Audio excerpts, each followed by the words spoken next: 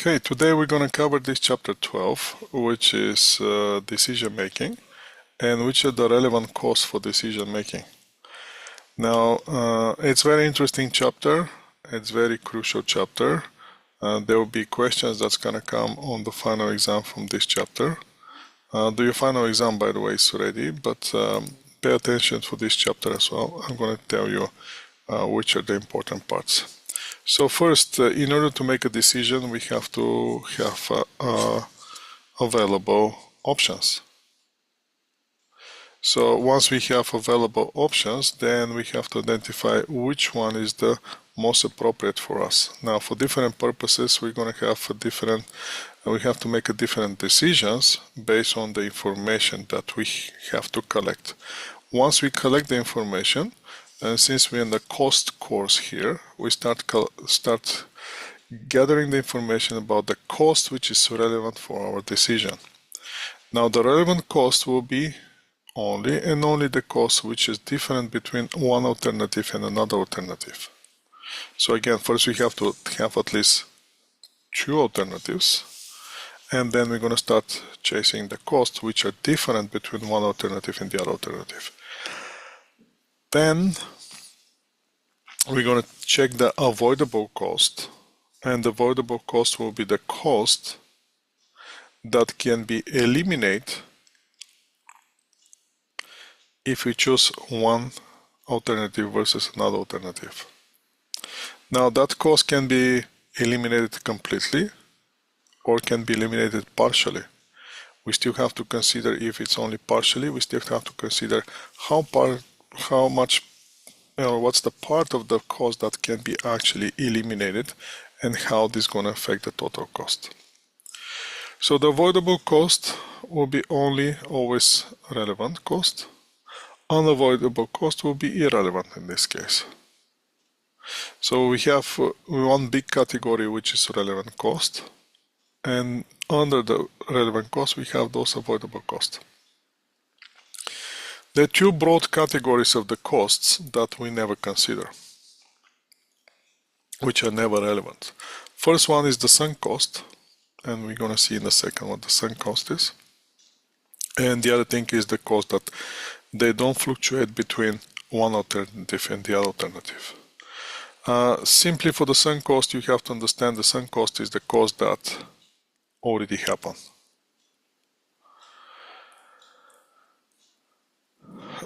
So basically the sunk cost will be the cost that's happened in the past, which is not relevant anymore to our decision. Simple example for those will be,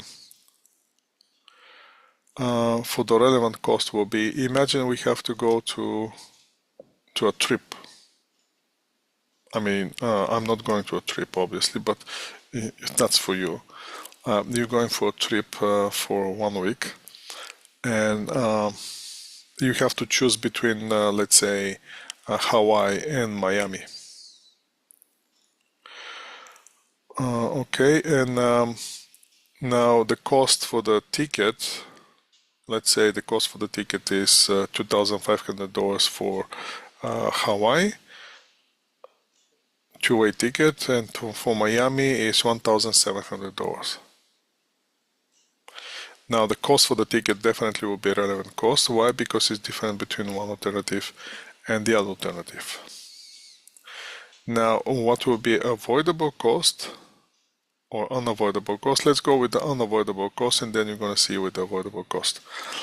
Unavoidable cost will be in both cases you have to go to the airport. And because you're going for 1 week, you're going to have at least 6 luggages with you. So some of you maybe more. So the cost for the cup, in this case, going either direction, is going to be irrelevant cost. Why is going to be irrelevant cost? Because it's not going to be, first, it cannot be avoided in both decisions, and in either of the decisions. The second thing is the same for the both decisions. So since that cost, it doesn't fluctuate between one decision and another decision, and it cannot be avoided For that reason, that cost will be considered not relevant cost. A relevant cost that can be avoidable cost is if you decide to go to Miami, you don't have to pay for the tourist fee in Hawaii, which is let's say $50 per day. That will be avoidable cost, which has to be considered for your decision. So you can see in a very simple decision, you can see how many different type of costs you're gonna have, and you have to consider those costs. So the sunk cost will be the cost of the swimming suit that you're gonna purchase before even think to go to any of those places. So since you already purchased that swimming suit, it doesn't matter which option you're gonna go. Is it gonna go with Miami or you're gonna go with Hawaii? In both cases, that cost is irrelevant because it's already happened. And the last one will be the future cost that's not different between the alternatives. The cost of the cup also can be considered the future cost, which is not different between one alternative and the other alternative. In both cases, you have to go to the airport. So let's see how we're going to go through this process. There are a two-step process. First, we're going to eliminate the cost and the benefits, which is not different between one alternative and the other alternatives. And after that, we're going to use the remaining cost and benefits to evaluate and to choose the best alternative that we want to do. The costs that are relevant in one decision, it might be irrelevant on the other for the same decision in different context. It's always based on the context and what we're looking for. So let's see this example here. There's a student who wants to go to visit her friend, and she decides she has to make a decision between two alternatives that she has. One alternative is to use the train, and the other alternative is to drive by her car. Now, if she decides to drive with her car, she has to drive 330 kilometers to her friend's apartment, back and forth. So that will be 460 kilometers in total that she has to drive. Now, let's see, she prepares some analysis for us with the information about the cost. So we have to think about which cost is relevant, which cost is irrelevant, which cost is different between one alternative, and which cost is not different between the other alternative.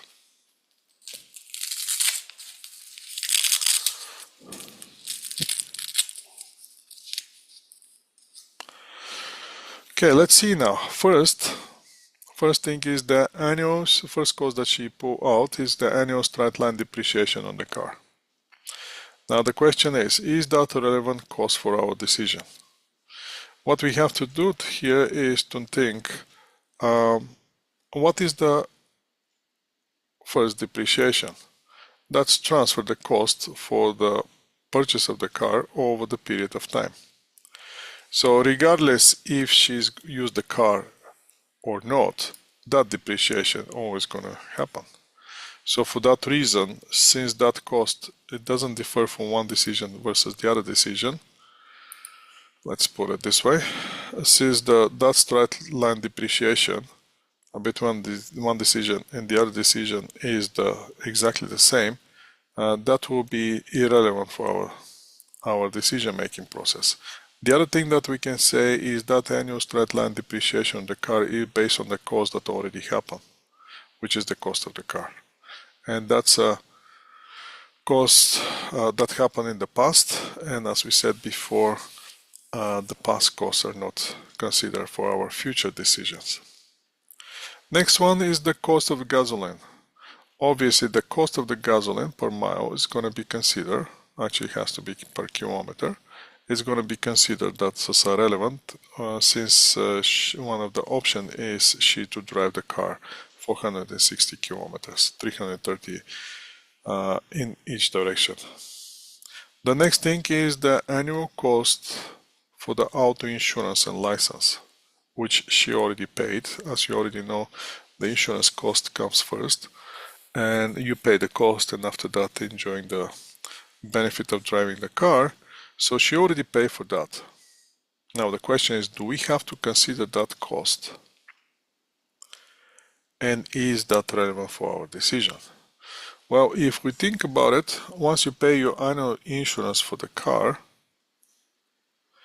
and if you decide to go on the 2 or 3 or 5 days trip with the train, before you jump on the train, there won't be a representative of ICBC. You have to trust me on this. There will be nobody from the ICBC that's gonna ask you a question. Hey, I'm sorry, are you leaving the province? And when you say yes, and they're gonna ask you for how many days you're gonna leave the province, and let's say 5 days.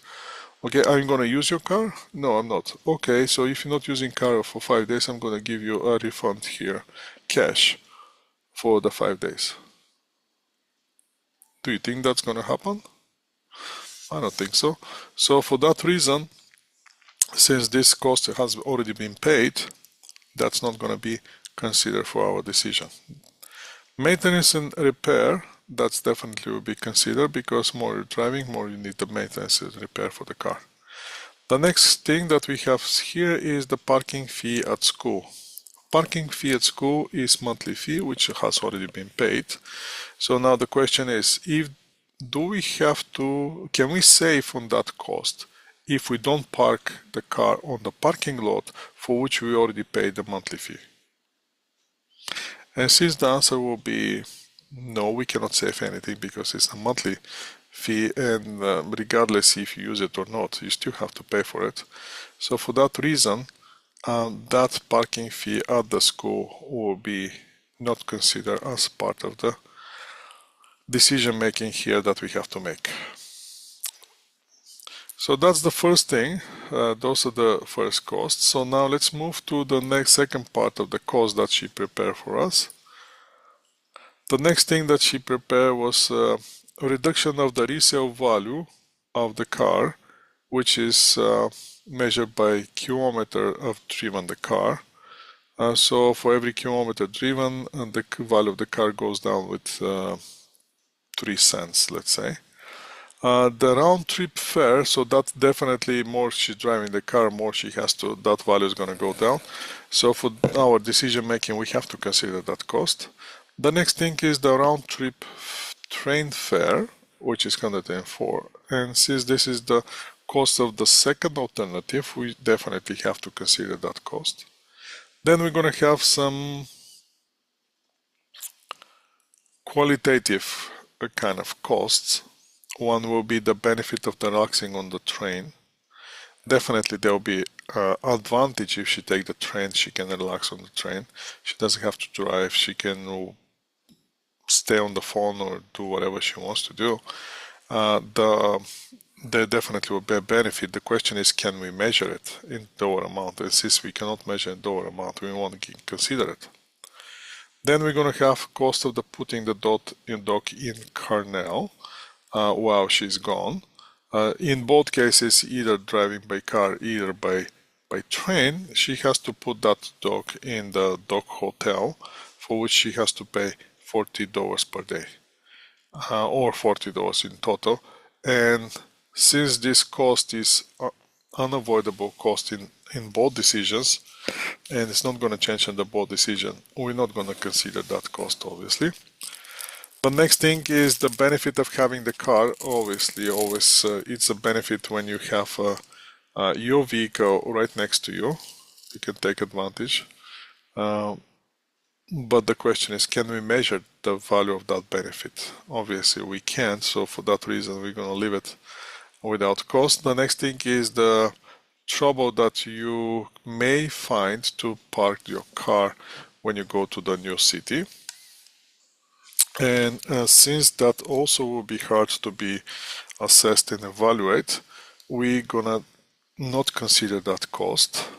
And the last thing is the cost for parking in the car in the place that she's planning to go to visit her friend, Well, obviously, if she goes by train, she doesn't have to pay for the parking. But if she goes by the car, she has to pay for the parking. For that reason,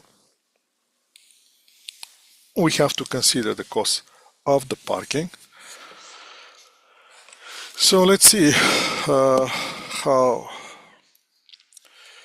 how we're going to deal with one after another. Again, which one is the relevant, which one is not relevant. Again, the car itself is a sunk cost, so there's no reason for us to consider that cost. Second thing is the annual cost of the insurance is also not relevant, since it's a sunk cost, it has been already paid. However, the cost of the gasoline is clearly a relevant cost. The next thing that we have to consider is the maintenance and repair. That's a relevant cost, but monthly school parking is not a relevant cost. So after at this point, after the first set of the costs, first 5, our actual cost is only almost 60 cents per kilometer. After that, we have some other costs to consider, which is the declining resale value, which is irrelevant. Relaxing on the train, since we cannot measure it, that will be not considered in our decision. The round trip of the train, definitely relevant, because that's the cost for the other decision. It can be avoided if we use the car, and obviously it has to be paid if we use the train. And the cost for the dog, that's irrelevant, since in both cases she has to pay that one. Next, we're going to the next set of the costs, which is the cost of the parking, which is relevant, since if she decides to go with the car, now she has to have that cost. And the last one is the benefit and the hassle for the parking. If she get the car there, that's related to the options if she get the cars with herself. So since we cannot measure that one in dollar amount, it will be not considered as part of the decision process for our purpose in this case.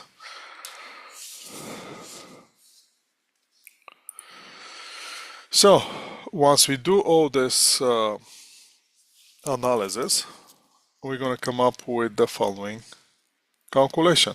If she decides to go with the car, it's going to cost her $114. If she decides to go with the train, it's going to cost her $104. So at this point, based on the cost and cost only, obviously the right decision is to go with the train. Now, if I ask you if that's the options that you have, and the cost is only $10 difference, how would you go? Would you use the train, or are you going to go by car?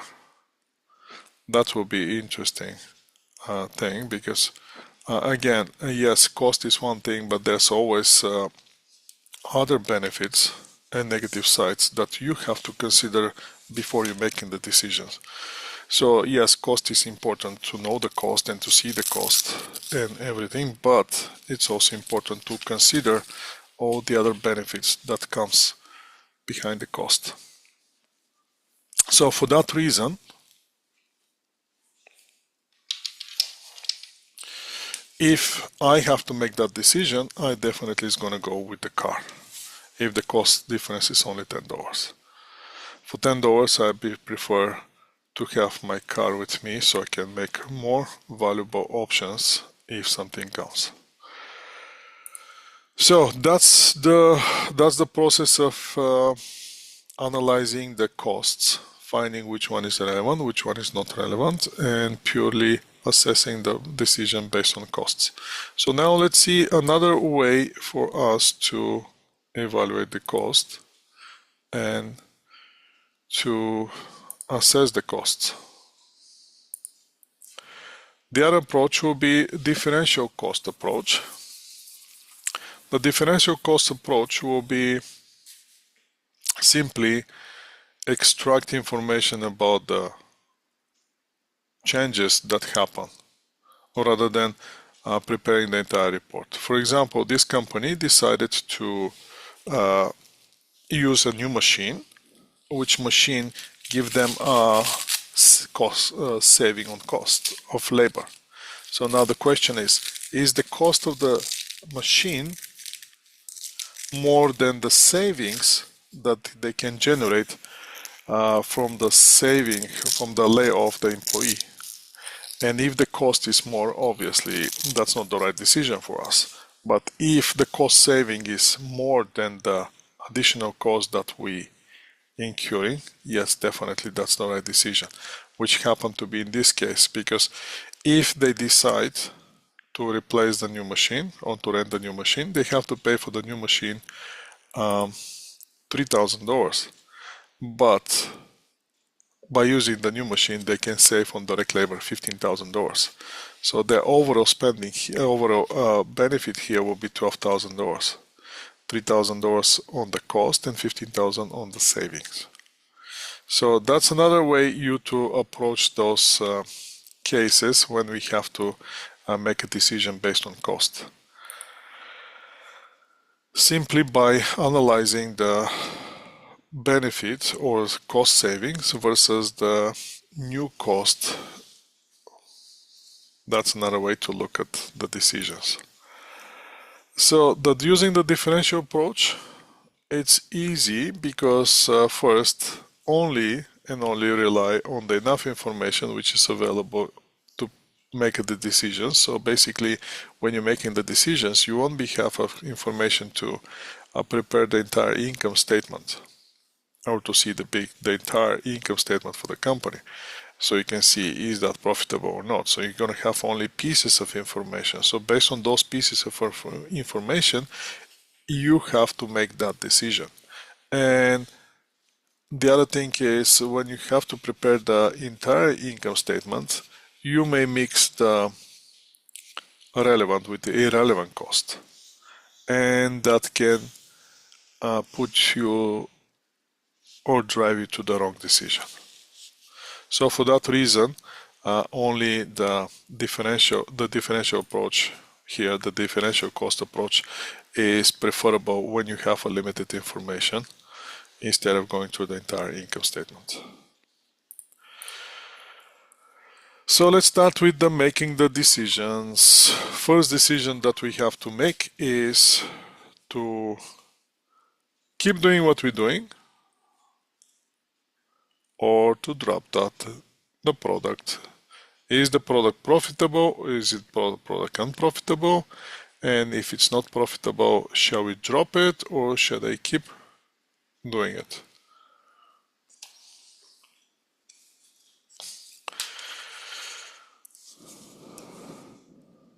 So let's see what's relevant for this type of decisions. So this will be one of the questions that you see. So due to the declining popularity of the digital watches, this company, one of the digital watch line is not reporting profits for several years. Now the company considered discontinue this product line. So what's the decision tree here? The decision rule is this company should drop the digital watch segment only and only if the profit increase. And that will happen only and only if the fixed cost saving exceed the loss contribution margin. Now the question is that make sense to you?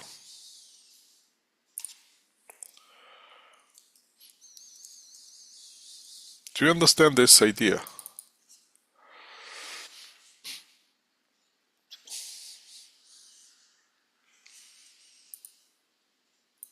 Or you want me to explain it further? Before we continue with the example.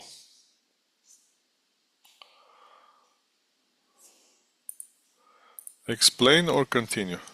Yes. Okay, I would love to explain it further. So let's go, in this case, since we're dealing with costs and cost behavior, Well, obviously we have to move to the contribution format income statement. So once we move to the contribution format income statement, what we're going to see there, just give me a second, I'm going to show you what we're going to see there.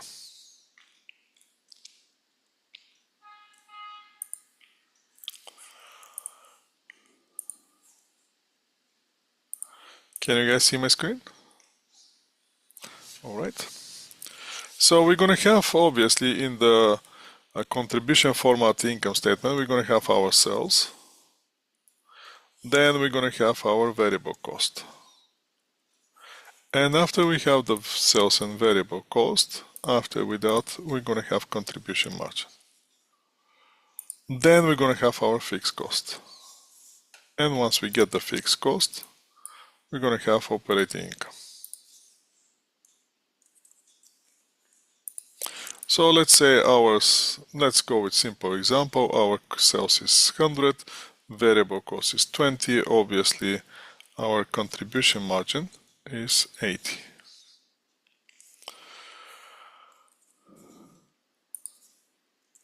Now the question is where the fixed cost. Now we know where the contribution margin is. The question is where the fixed costs are. If the fixed costs are more than contribution margin, what's going to happen? Obviously, we're generating loss. Yes. Right? That's obvious. Now the other option is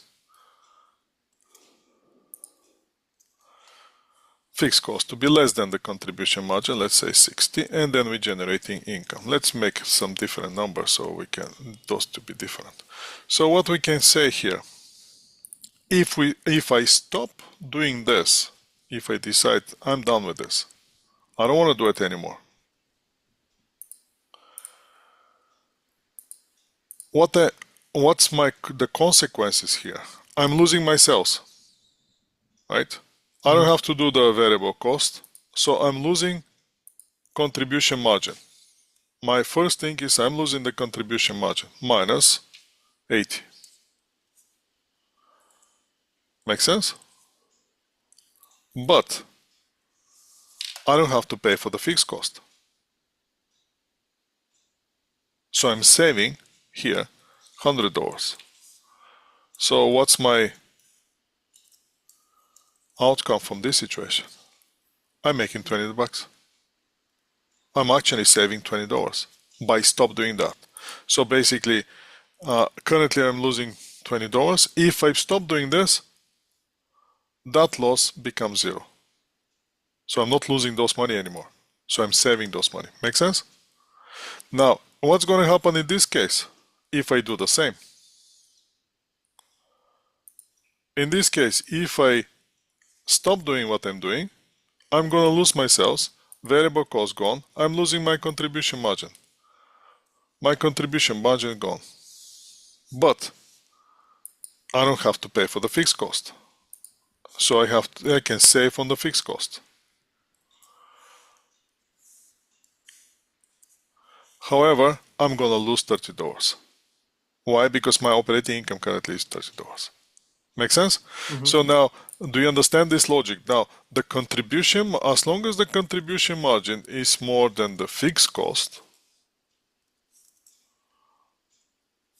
don't eliminate the product. So as long as you're in this scenario, don't eliminate the product. But if the contribution margin is less than the fixed cost, yes, eliminate the project. Why?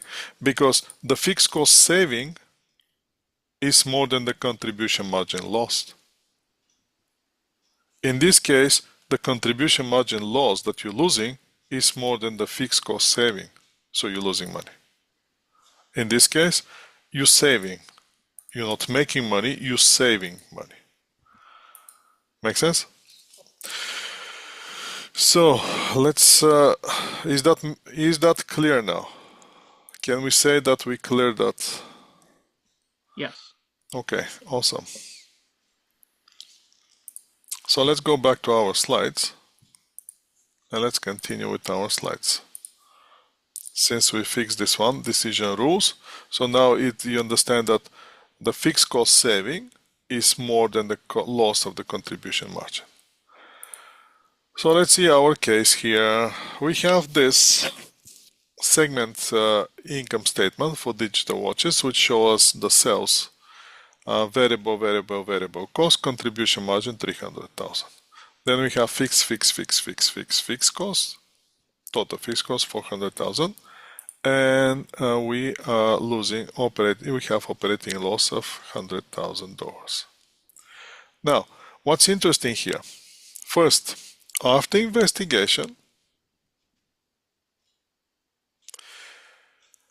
we found out that the total general factory overhead, which is total general factory overheads, this general factory overhead, and general administrative expenses, that's 60 and 90, will not be affected if the digital line is dropped. So if we drop this line, this cost gonna stay, and this cost gonna stay. We cannot avoid those costs. Fixed general overhead and general administrative expenses will be assigned to the other products and reallocated to the other product lines. Second thing that we have here is the equipment for which we showing here depreciation has no resale value. We cannot resell it, and we cannot use it for anything else. This segment or this digital watches is the only thing that we can use this equipment for. So in that case, do we have to still consider the general factory overhead cost, depreciation of the equipment, and general administrative expenses? Obviously not anymore. So what's going to happen if when we're losing $100,000 and we suddenly remove those 60,000, 50,000 and 30,000? That's what we're trying to find out. So shall we eliminate these digital watches or not? Now, if we eliminate the digital watches, what's going to happen? We're going to lose the $300,000. No questions about it. What we can save? Can I save the general factory overhead? No, because it's going to be reallocated. Can I save the 90,000 seller the line of the do I still have to pay that one? Not anymore. So I can save 90,000. Depreciation. Can I save on the depreciation? Well, I cannot use the machine for anything else. So this 50,000 cannot be saved. Can I save on the advertising direct cost? Yes, I can. Can I save on the rent? Yes, I can. I don't have to rent this space. Can I save the general administrative expenses? No. Why? Because they're going to be assigned to something else. So how much is my total saving if I decide to do that? So I'm losing the 300,000 contribution margin. My saving is only 260,000. So if I drop this division, I'm going to lose $40,000. The question is, do we want to lose $40,000? Well, the logical answer will be no, we don't. So if we have to prepare a comparative income statement to see the same situation, what's going to happen is it's going to happen like this. Wait, can I take a screenshot? Yes. Okay. I'm going to leave it right here so I can take the screenshot. So in this case, this is where we are, currently losing $100,000. Mm-hmm. If we drop the digital watches, $60,000 we still have to pay for it. $50,000 depreciation, there's no value, so that's going to stay with us, and the $30,000 still going to stay with us. So $140,000 is going to stay with us. We're going to lose the $100,000 from the watches. We're going to save those money, so we're going to lose $40,000. So if we keep it, our loss is $100,000. If we decide to discontinue, our loss will be $140,000. So which loss you prefer, 100,000 or $140,000? 100,000. 100,000. So for that reason, don't drop it. Don't drop the digital watches. Because again, the loss of the contribution margin is more than the fixed cost savings. So why is this? Well, the answer here relies on the fixed cost and how the fixed costs are allocated. Obviously, in this case, we have a common fixed cost which shouldn't be allocated to this digital watch segment, but is allocated, which make the profit the entire segment less profitable. And that's with the should I keep it or should I discontinue it? Now let's see the second decision. The second decision that we have to make today is should I cook at home or should I buy a McDonald's? Or make versus buy decision. When the company is involved in more than one activity in the entire value chain, it's called that the company is vertically integrated. Now, at some point, we have to make a decision. Can we carry out one of those activities in the value chain, or can we do it internally, or can we push it externally and buy it from somebody from the outside supplier? So that will be the buy versus make decision, or make versus buy decision. Now, which are the advantages if you decide to make it? If you decide to make it, you can achieve a smoother flow of the parts and the material. So basically, there's no interruption in the value chain in your company if you're the one who controlling everything. Obviously, if you can control the parts and material, you're gonna achieve better quality control. And since everything is in your hand, cost in your hand, then you can get the most of the profit. Now, obviously, if as long as you make it, you're losing the advantage to go with the supplier, which can create the economy of scale advantage by pulling the demand from the numerous companies. So by doing that, you might have ability to serve more clients by going with somebody else. Also, you may have opportunity to use the free capacity that buying from outside can create to do something else.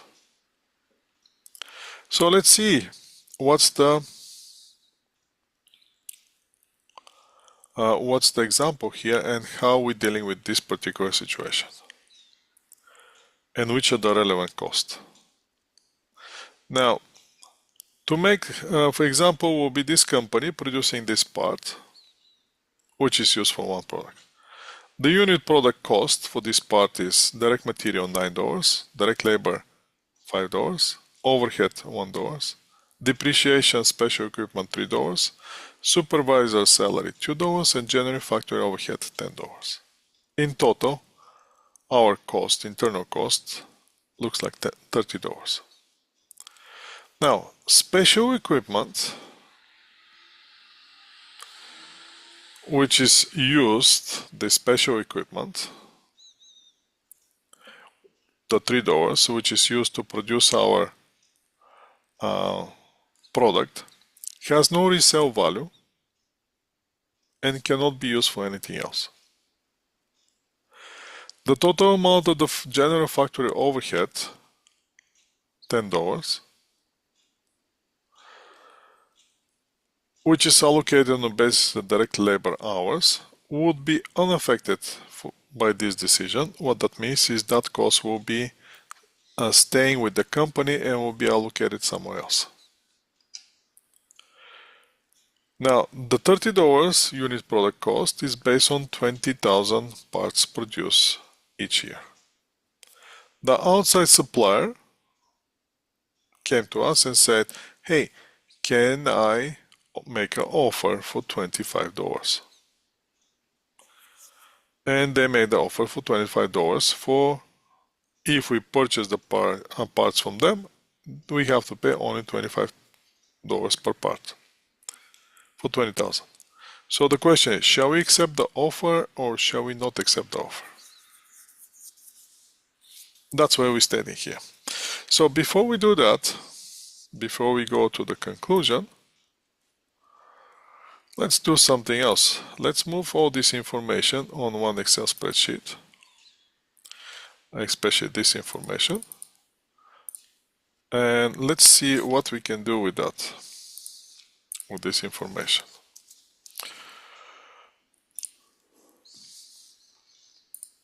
Just give me a second to format a little bit that Excel spreadsheet, and I'll be right with you.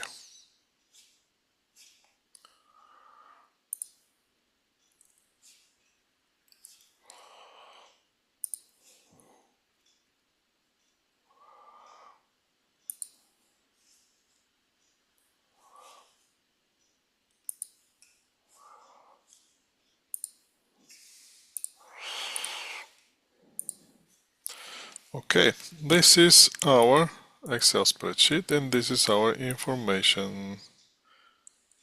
Let me see if I can get that information. No, obviously I can. Oh, there we go. That's our information. So we have our direct material, which is $9. We have our direct labor, which is $5. We have variable overhead, which is $1. We have depreciation, $3. We have supervisor salary, $2. And we have this general administrative expenses. General administrative, let's put it this way. Overhead cost, which is $10. In total, our cost at this point, it says, is $30, as we can see. Now the question is, what's our actual cost? So if we decide to buy,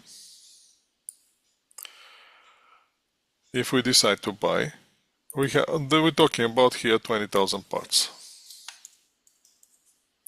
That's where we are, 20,000 parts. Now the company comes and say, hey, I can sell you those 20,000 parts, no problem. But you have to pay me, let's leave one here, purchase price.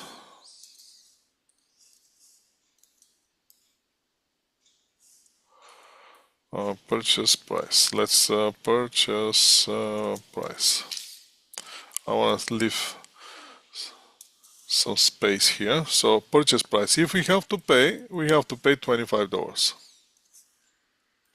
That's how much these people want we to pay, $25. The question is, if we buy from outside, the question is, what's the cost to make it? That's where we are. If our cost is $30, well, definitely we're gonna save 20 if we decide to buy, right? Mm-hmm. But if you look close, if we make it,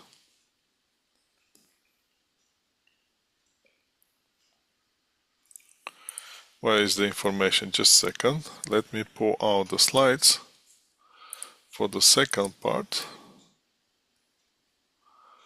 Let me copy this. If we decide to make it, if we decide to buy it,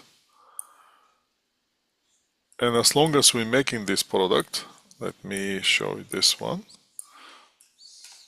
Just a second. Some a little bit formatting. It doesn't get very well here with the formatting. Kind of losing it. Okay, got it. No, I didn't. It's kind of I'm dealing with some different kind of computers, not my regular computer. That's why I'm having problem with this. So sorry. But we're gonna shrink it. No, we cannot shrink it this way. I guess I can't shrink it this way. So let's get rid of this, the entire thing. Just a second, give me a second here.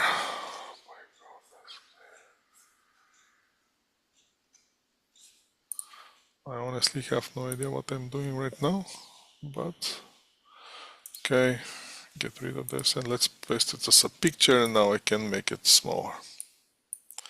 And that's better. So, as long as we make it, this special equipment has no resale value. So,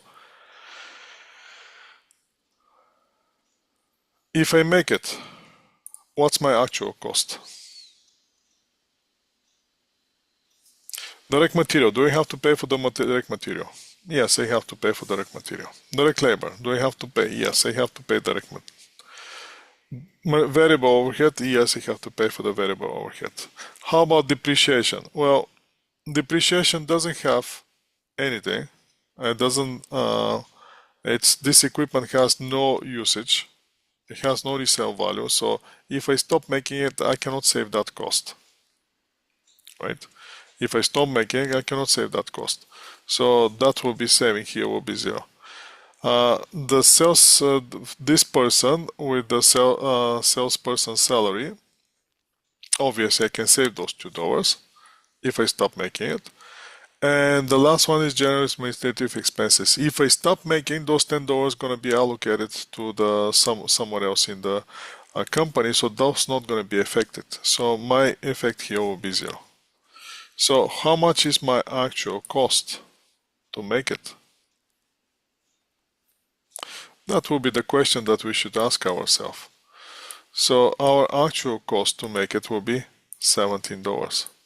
If we have to buy it, it's gonna be $25. Which one is better for us? $17 to make it or $25 to buy it? That's where we are. What's the difference? The difference is $8. Difference between one decision and the other decision, buy versus make, is 25 minus 17, and that's $80 per unit. But we're not talking about one unit, we're talking about 20,000 units. So the total saving or loss here will be equal to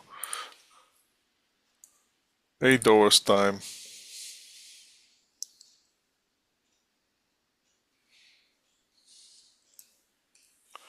20,000 units. And that's going to give us $160,000 difference.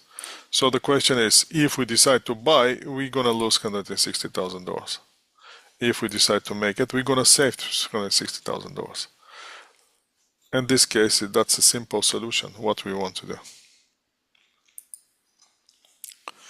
So let's move back to the slides and see how the slides treating this problem.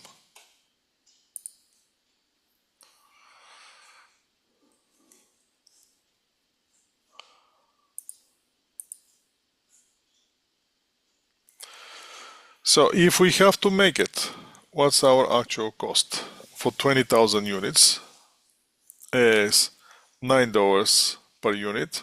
That will be 180 plus 100,000 for the labor, for 20,000 for variable overhead, 40,000 for the supervisor salary. In total, $340,000. If we buy it, we have to pay $500,000 or $25 per unit. Over 20,000 units, $500,000. So if you're still making it, we're gonna save $180,000. The question is, do we want to save those money? So making it versus $20. No, sorry, no. That's not the $180,000 comes from the direct material $9 times 220. So our saving here $160,000 is not $180,000. So the question is, do we want still making it or we want to purchase it from outside? Obviously, we still want to make it. Now, the next thing that we come in is the opportunity cost. What's the opportunity cost? Well, that will be the benefits which are forgone as a result of doing something else. Interesting with the opportunity cost is the opportunity cost is not actual cost. So it's not the actual dollar amount that you have to pay, but we have to consider it in our decisions. So in this case, what will be the opportunity cost versus make versus buy? It will be if we decide to buy it, we're gonna free our capacity. With the free capacity that we have by making decision to buy from outside, can we generate more than $160,000 loss between buy versus make? If we can find something to generate more than $160,000 loss, that will be considered as an opportunity cost, which has to be considered in this decision. So let's see special order. Special order is another decision that company has to make, and the special order is something unique, which is related to the business, but it's not going to affect the business itself. For the purpose of the special order, we're going to use the incremental cost-benefit analysis rather than the entire income statement analysis. Again, special order is very unique thing. Special order happen one time and one time only. It's not going to affect the business. We have excess capacity to do it. And the other customers not going to find out about it. So let's see this example here. This company makes a single product whose normal selling price is $20 per unit. The foreign distributor offered to purchase 3,000 units for $10 per unit. This is one time and one time order only, and it's not going to affect the company business. The annual capacity of the company is 10,000 units, but currently they are at 5,000 units. So they have that extra capacity to produce those extra 3,000 units. The question is, should this company accept the offer or should not? Now, in order we to decide shall we get it or not, what we have to figure out? We have to figure out first where we are. First thing. Second thing, we have to figure out, are we above the break-even or below the break-even? Well, obviously, if we're making operating income, we are above break-even. Means that our contribution margin that we're generating at this point is more than the fixed cost that we have. So once we have that information, I'm going to move now back to the Excel spreadsheet. I'm going to copy this information here.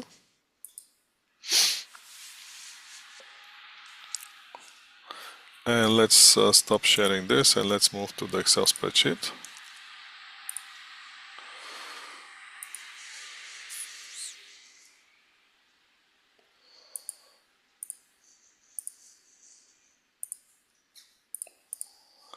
Can you guys see my Excel spreadsheet? Yes. Awesome. Let's make it a little bigger.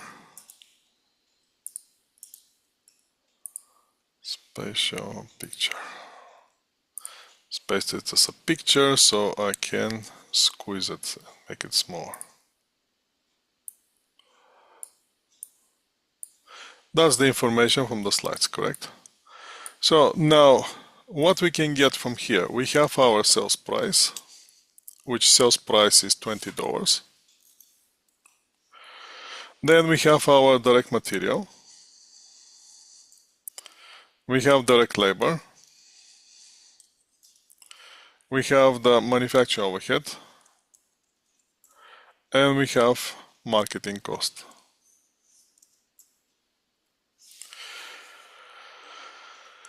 And this when we're producing 5,000 units.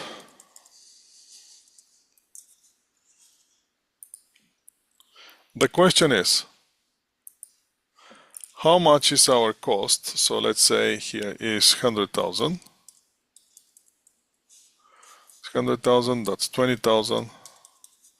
Next one is 5,000. Next one is 10,000. And the last one is $5,000 again.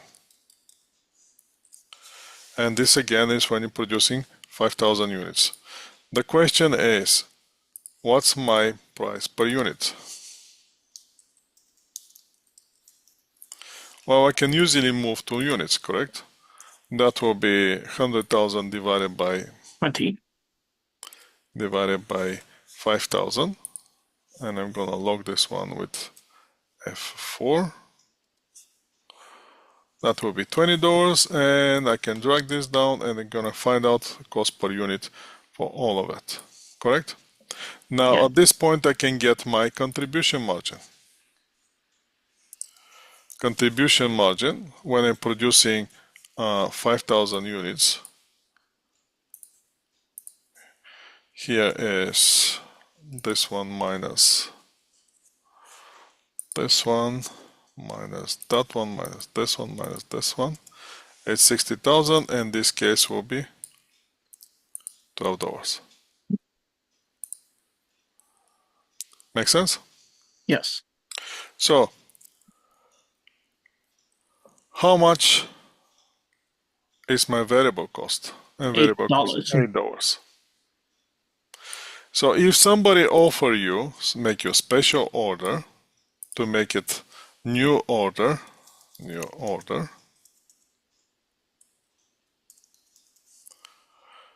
and he offer you price of, let me see how much was the price. I believe it was 10, but let me double check on that one. Yes, $10.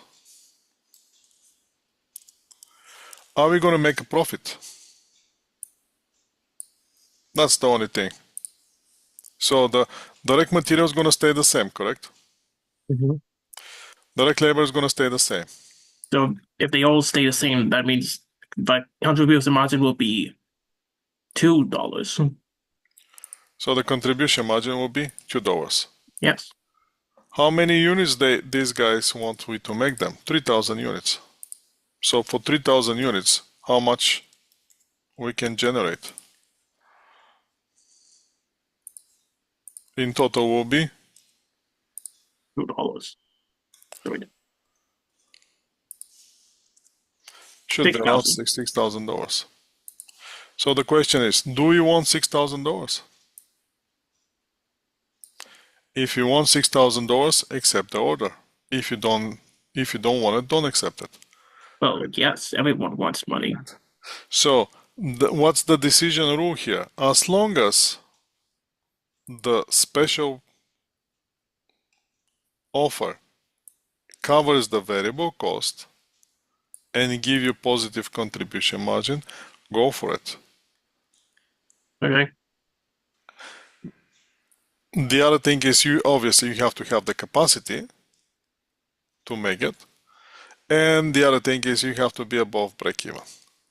Once you're above the break-even, you can start reducing the sales price. Why? Because now every dollar that you're generating after the cover the fixed cost is going to go directly to operating income.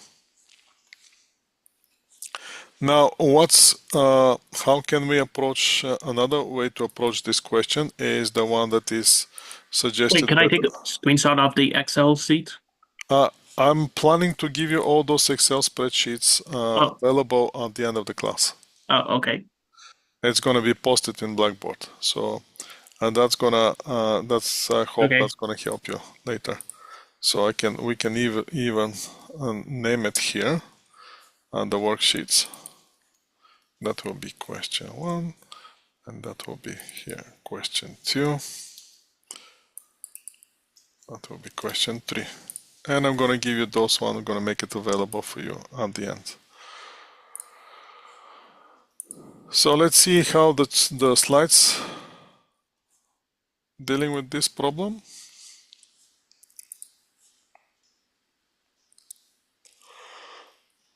Again, they're chasing the variable cost. Once we find the variable cost, total variable cost, we're working with the variable cost only. $10 special order price, $8 to make it.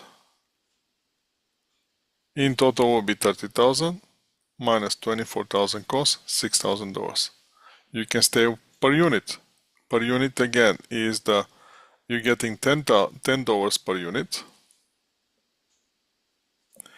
You have the cost per unit, $8 in total.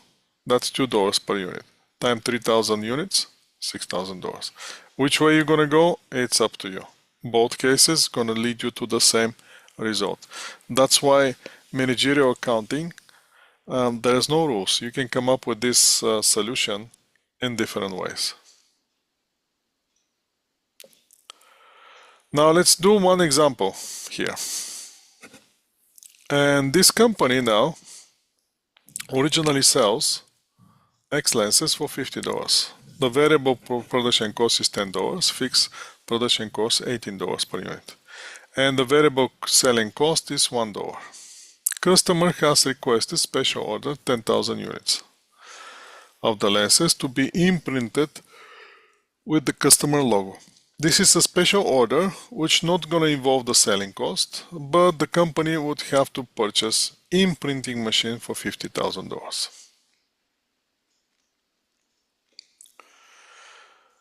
What's the rock bottom minimum price which this company should not go in this negotiation with the customer? So let's copy this one and work with the Excel spreadsheet and see what we can get.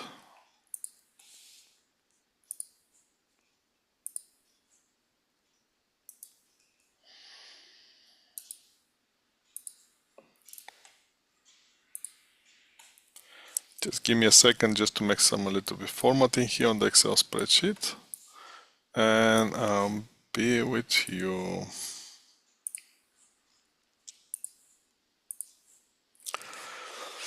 So this is our question and this is our Excel spreadsheet. So what we have here, normal selling price is $50.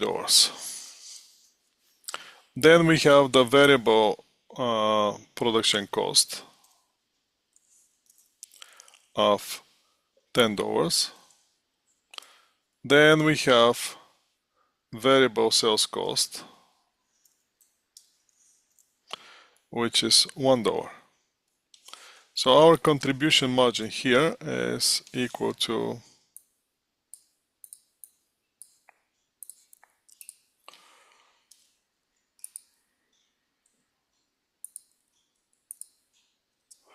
$39. And after that we have our fixed cost, which are $18.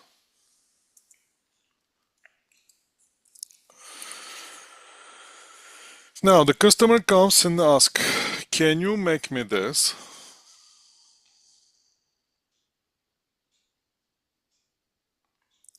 But I want 10,000 units. For those 10,000 units,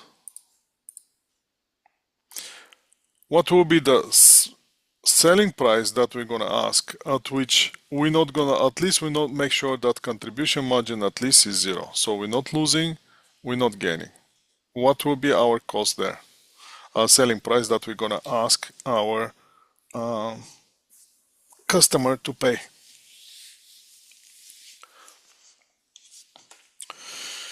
So from where we're gonna start? First, variable production cost.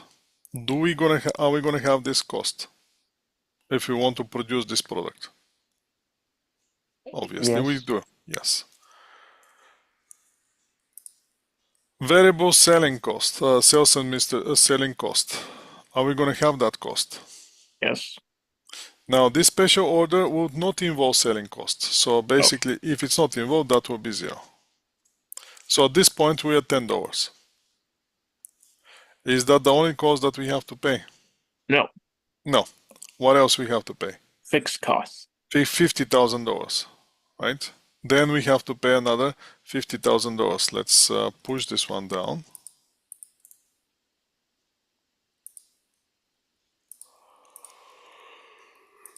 That's going to stay 0.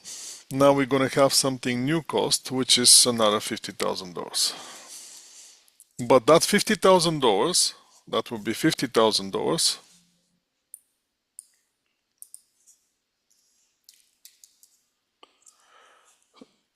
If we produce how many units? 10,000 units, correct? Mhm. Now the question is how much per unit?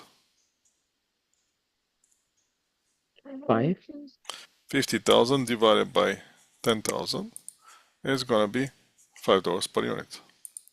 So if we want our contribution margin, now we have to make some changes here. If we want our contribution margin to be equal to 0, how much we should ask this person to pay us, 5. right? What will be the amount here which is going to cover all these costs? Because we have variable production cost, $15 in total. $15 per tot, right? Mhm. Variable sales cost is 0, and we have the special cost for the printing.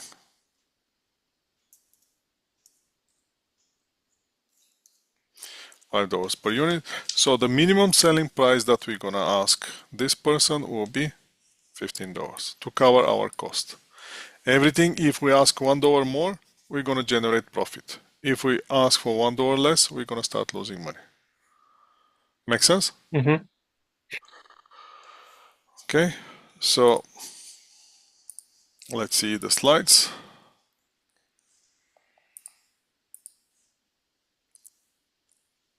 So what will be the correct answer here? 15.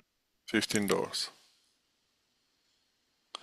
Once we get the $15, we're going to cover all our costs, which will be variable production cost plus the additional $50,000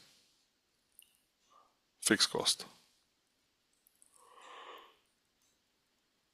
All right, now we're going to something interesting, which is a joint cost.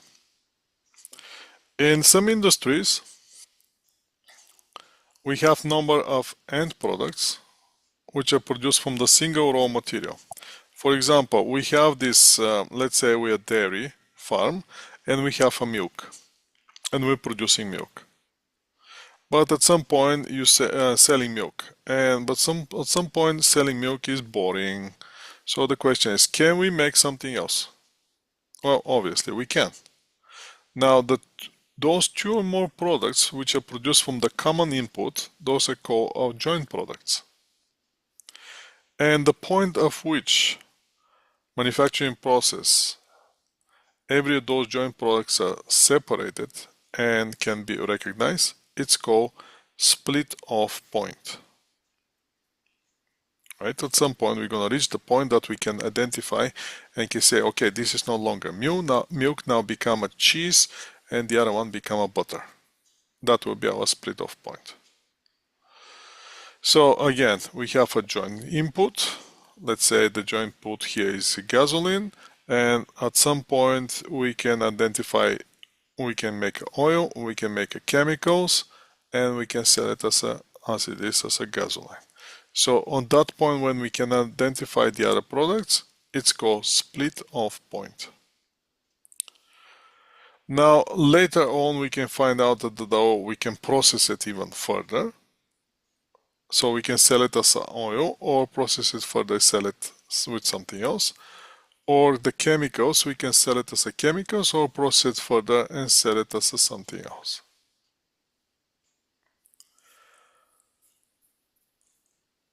Now the joint cost, since they're allocated to the end product on the basis of the relative sale value, that can create a problem. Even though this allocation is needed, it's very dangerous for decision making.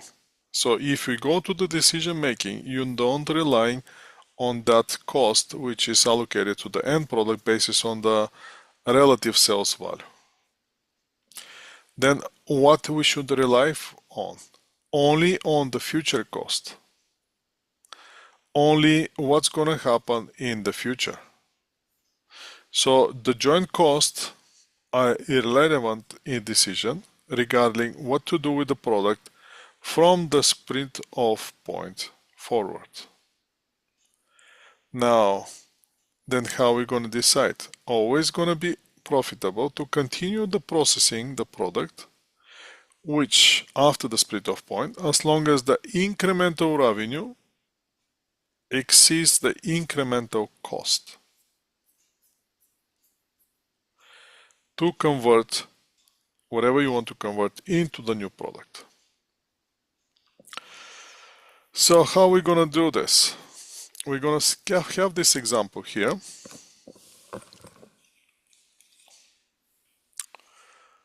Can you guys hear me?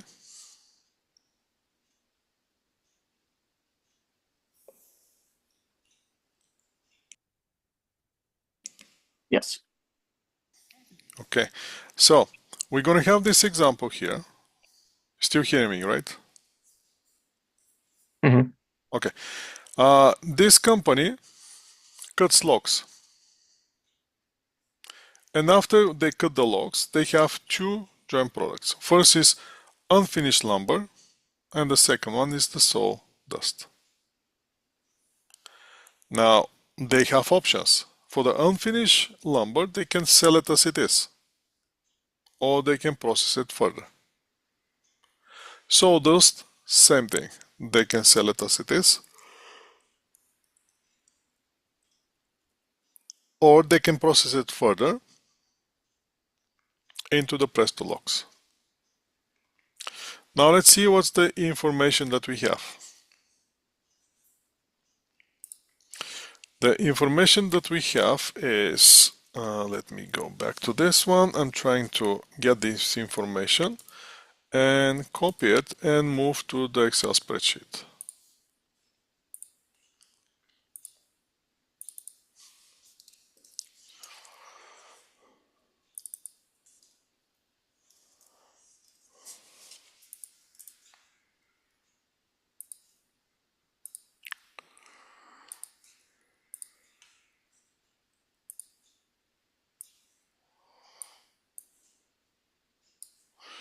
Okay, have it on the Excel spreadsheet just to make some modification here, and then we'll be ready with you.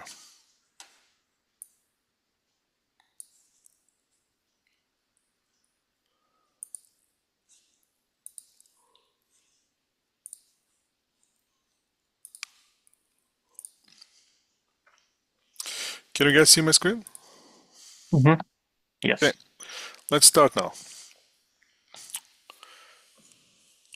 We can sell it at this point,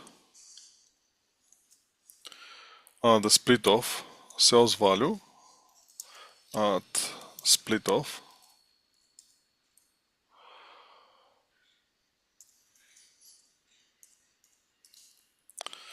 And we have product 1 and product 2.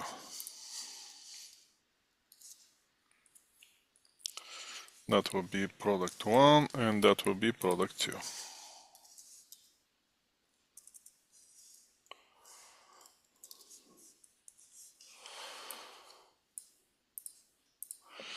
So at split off we can sell it for $140 each or $40 each.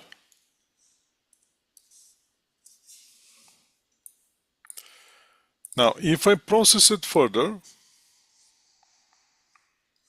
I can sell it further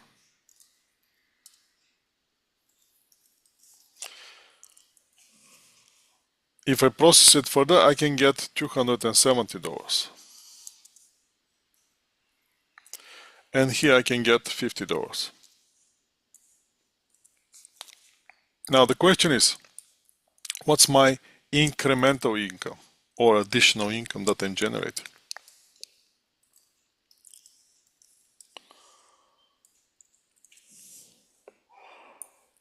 What's the additional income on the product 1? Obviously, it's going to be 270 minus 140. So if I process it further, I can get $130 more, correct?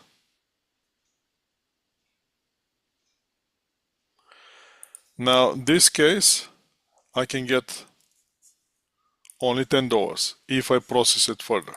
I can sell it for 40, or later I can sell it for 50. So I can get $10 more. Right now I can sell it for 140, or later I can sell it for 270. So I'm going to get $130 extra. Now the next thing is we have to get the cost, which help me to make it further. How much is here the cost? The further cost. In this case it's only $50. In that case it's only $20. If that's my cost, then how much is the profit that I'm generating? Additional.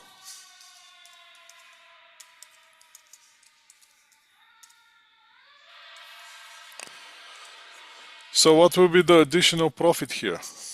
Am I generating additional profit? 80. Obviously I do. $80. How about here? No, that's a loss. I'm losing $10. So what will be my decision here? Go For the with number product 1, one. should I process it further or should I sell it as it is? Well, for number one, it seems to be processed further. Because I'm going to get $80 more. Mm-hmm. But for product 2, should I process it further? No. No. Sell it as it is. Make sense? Yes. Okay, great.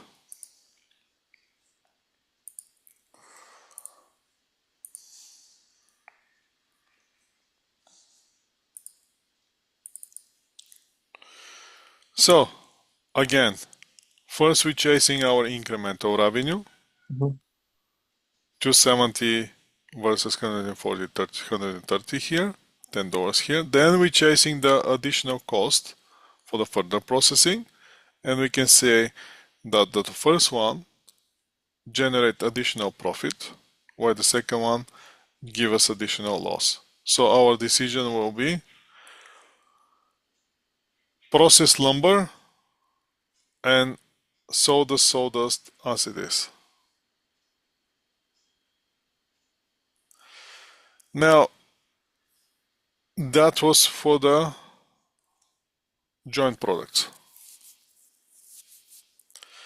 Now, there's one interesting thing about the product itself.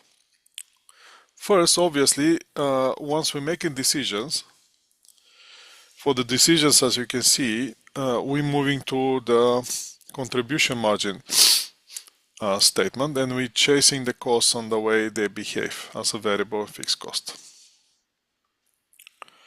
And the contribution margin, as long as the contribution margin is high, that product gives us higher profit.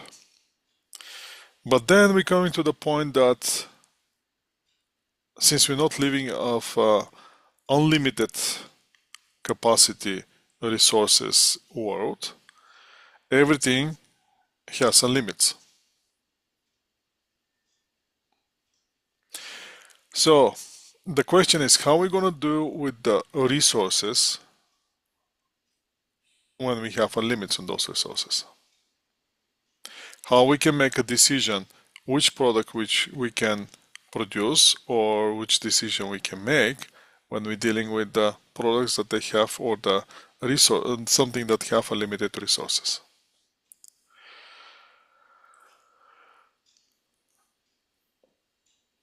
Since the limited resource is the one that gives us a constraint, we have to find out which one is our constraint.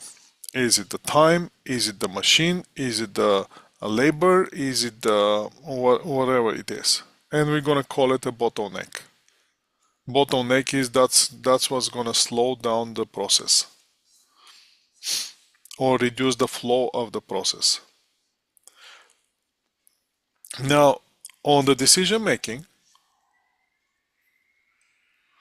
we're gonna move to contribution margin. And I want you to remember this. When we have a constraint,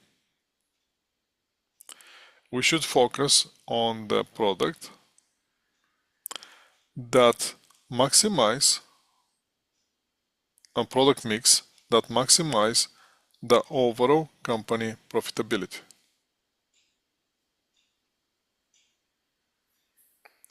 Or to maximize the total contribution margin. So for that reason, how we can decide which product is that? That will be the product who is not necessarily have the high contribution margin, but the product who have the highest contribution margin within the constraint. So we're going to assess which is our constraint, and then we're going to find what's the product that has the highest contribution margin within that constraint. Make sense? Yes. Okay, before we start doing this, do you want to have a break?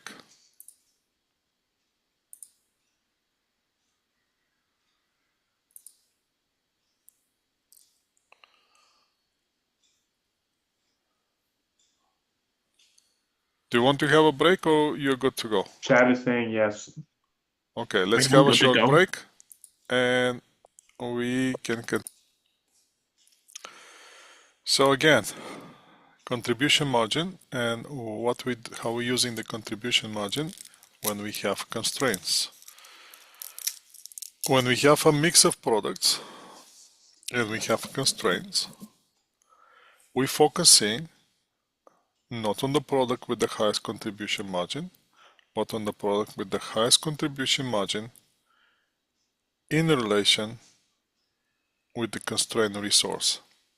So first we have to find is there constraint, and once we find out there's a constraint, and if we have to choose between two products, we're going to choose the product that's give us the highest contribution margin within the constraint. So let's see here the example.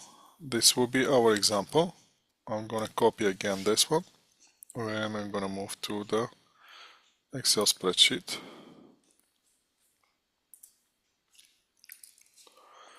Just give me a second again.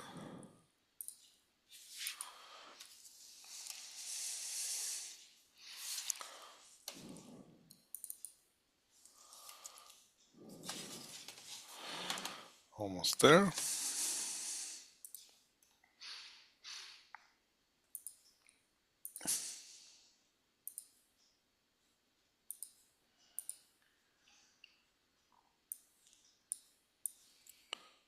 Okay.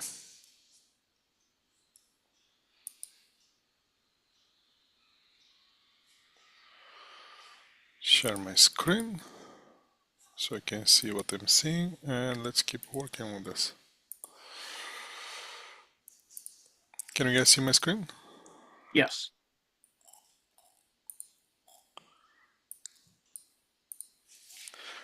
Okay, we have those two products.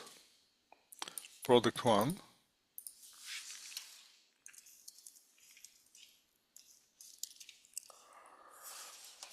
is product 1 and the other one is product 2. Now we have to decide which product we want to produce first and which one we want to produce second. That's where we are here on this decision. We have our selling price. Product 1 is sells for $60. Product 2 sells for $50. We also have our variable cost, $36 for first one and $35 for the second one. We have our contribution margin per unit. After we get this information, we can calculate the contribution margin per unit. And for the first product is sorry, not that one. It's gonna be this one minus that one. $24 for the first one and $15 for the second one. So the question is, based on the contribution margin and contribution margin only, on which product we should focus? Well, product one seems to be making more money, so we should go with Yes, that. more product one should be our favorable product, right? At this point, product one should be our favorable product, and we want to continue with product one. However, we have our demand. Demand for the products, market wants 2000 of product one and 2200 of product two. Make sense? Mhm. So our total demand is those two together. Our total demand 4200 units. Now the processing time per machine is through the machine. For 1 minute we can produce one product, so that will be processing time to process.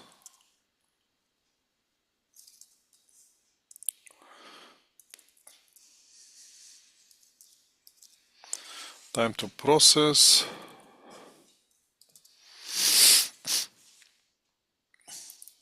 See, our processing time is 1 minute for product one, that will be in minutes, and 0.5 minutes for product two. Sorry, that should be 0.5, half of it. Right, so we have that. So let's see, I'm gonna go back to the slides and get the next slide quickly. And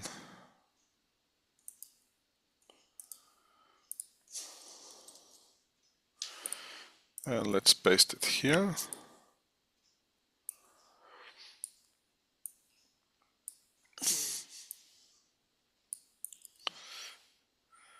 So, machine one is constrained. Machine one, with the machine one, we can produce, the capacity of the machine is 2400 minutes per week. Make sense? Mhm. 4000 and 2400 units per week. That's our thing. Now the question is,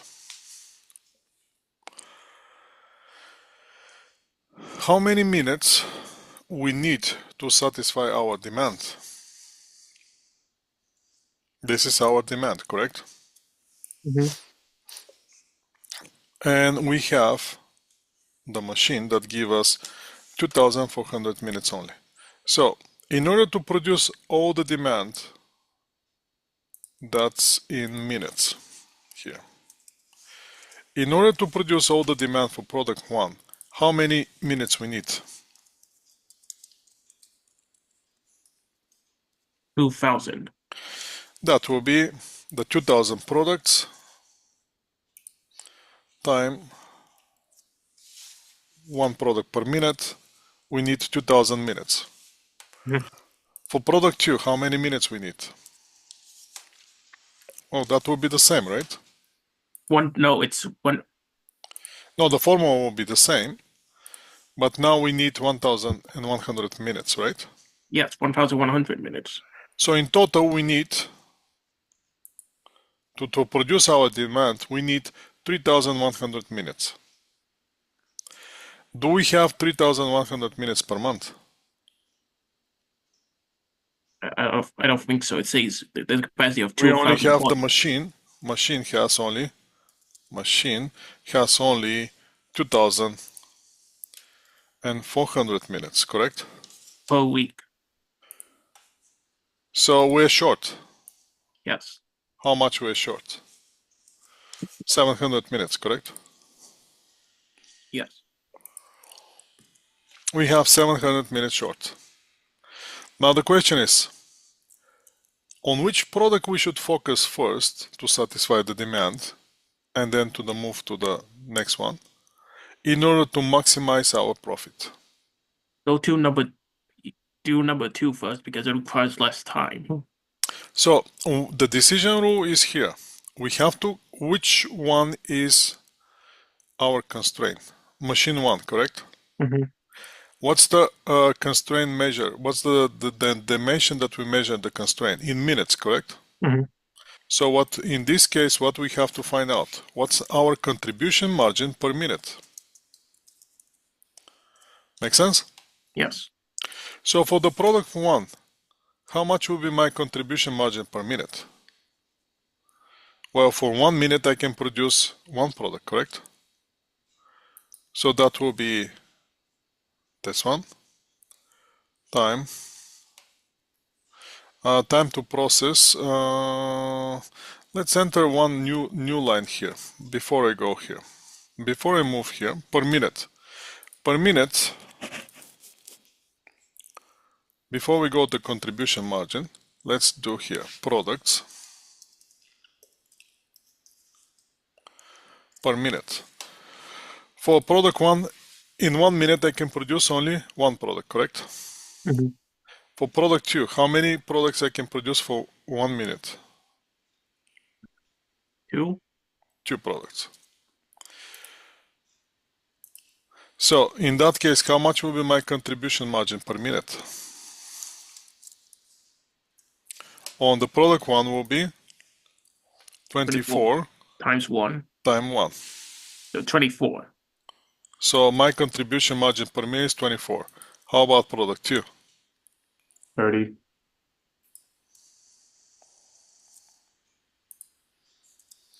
So which one is my winning product now? Product 1 or product 2? Product 2. Product 2. Make sense? Yes. Can I take a screenshot? Yes.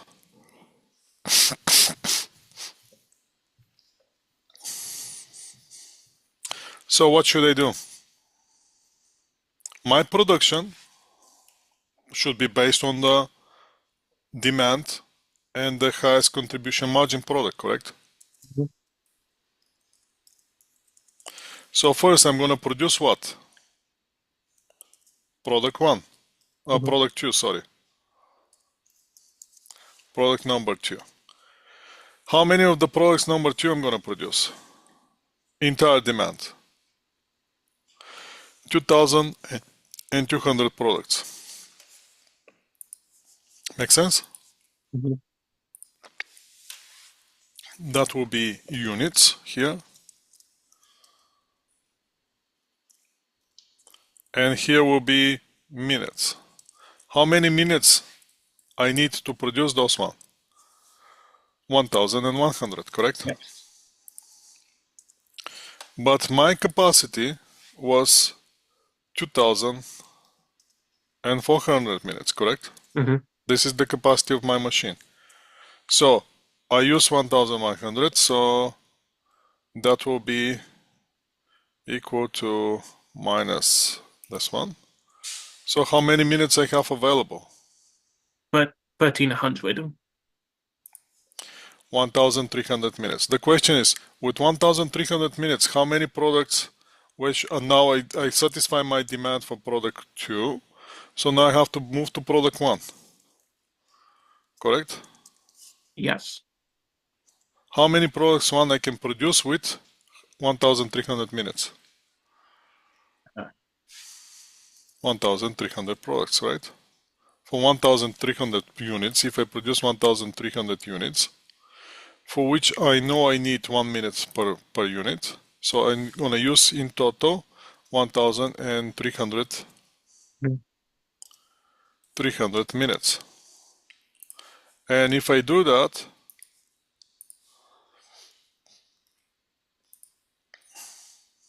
do I have any more available minutes? No. 0. I'm 0. So, what will be my winning strategy? This is my winning strategy. Produce product 2 first, then use remaining time to produce product 1. Oh, correct. only and only in this combination, I'm gonna get the highest possible income. In any other combination, my income will be less. Mhm. Make sense? Yes. So now the follow-up question here will be, okay, if the product 2 obviously is the most profitable product within that constraint, why we not can keep working, keep producing product 2? Why we have to move to product 1? Well, because we don't have demand for product 2. What do you prefer, to have a product number 2 in the warehouse sitting in the inventory, or to produce something that can be sold right away? So that be sold. So we prefer to be sold, right? So for that reason, we're focusing only to the profitable product per contribution margin within the constraint until we satisfy the demand. Once we satisfy the demand, we're moving to the next available product. So let's go now to the slides again, and let's complete those slides.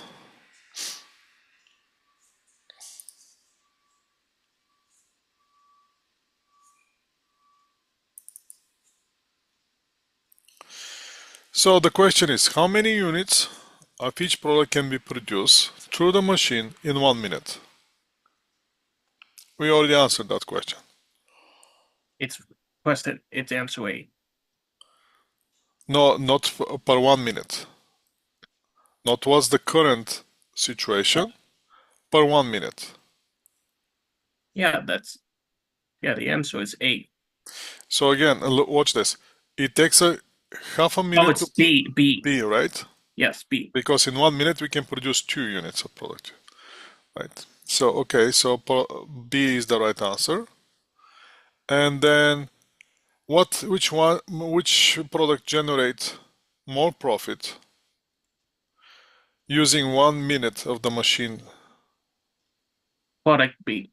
Product 2 in this case, right? Yes. Product 2 generates $30 contribution margin versus product 1 who's generating only $24 per margin. So that's the calculation of the rationality for the contribution margin per minute. And once we know that, what we're gonna do, we're gonna focus our production effort for the product 2 first. We're gonna produce the entire demand, for which we're gonna use 1,100 minutes. But we have the machine that has available only 400 minutes. That gives us 1,300 minutes left. For 1,300 minutes left, we're gonna focus on the product 1, and we're gonna produce 1,300 products from product 1. So producing the entire demand from product 2 and 1,300 units per product 1 will give us the highest possible contribution margin. That will be the total margin, and this is the scenario, and this will be the combination from which we can get the highest possible contribution margin. In any other different scenarios, our contribution margin will be less. So let's do this question together now. Let's move back to the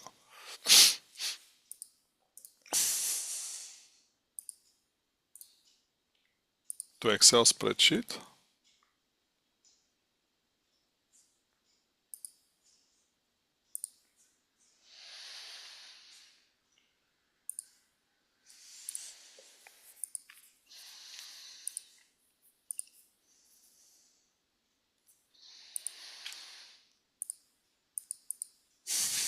That will be question 7 now, and let's paste it here as a picture.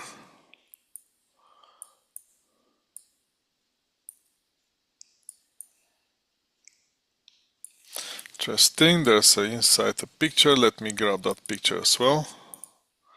That will be a small picture there.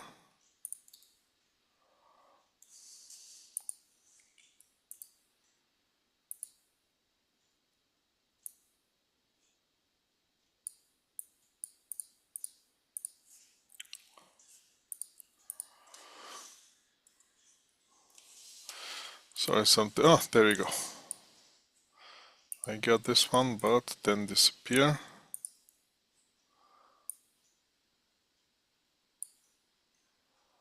Okay, and that's my information about the selling price and everything about this.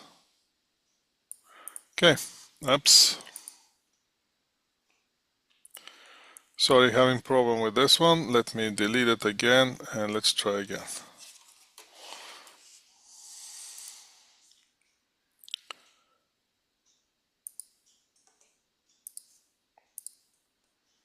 There we go. That should do it.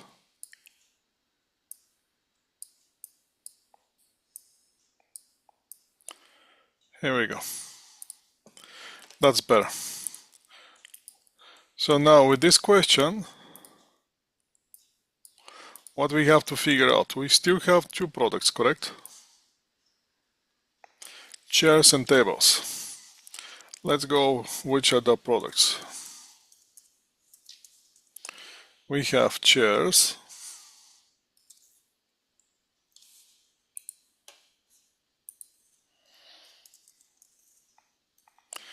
and we have tables.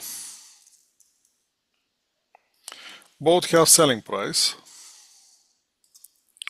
Chairs are selling for $80 and the tables are selling for $400. Both have the variable cost. Chairs variable cost is $30, tables variable cost is $200. Both gonna have contribution margin, correct? And the contribution margin here will be simple calculation between 80 minus 30 here, and the next one will be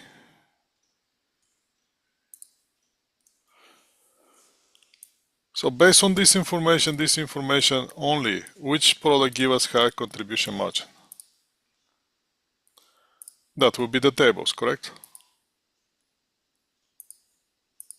Can you guys see my screen? Mm-hmm. So the product with the highest contribution margin is the tables. Now, the next thing that we have is we need boards, right? So first, let's see how many boards we need. Per unit, to produce one unit, from product one, we need 2 boards. And for tables, we need 10 boards. Correct?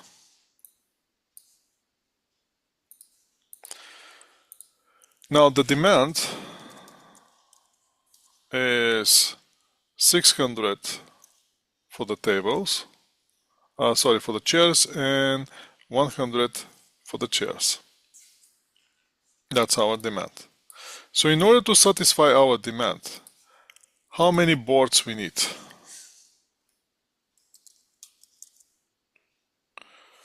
Total boards.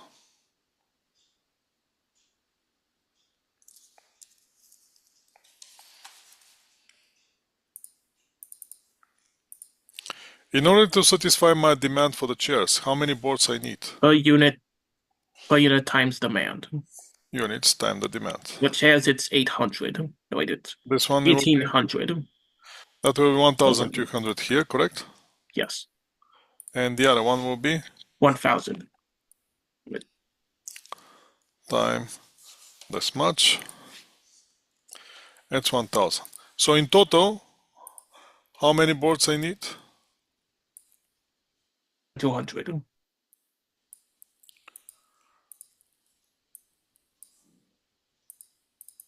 220 boards. The supplier gives me only 2000 boards. Do I have enough boards to satisfy my demand? This will be the question now.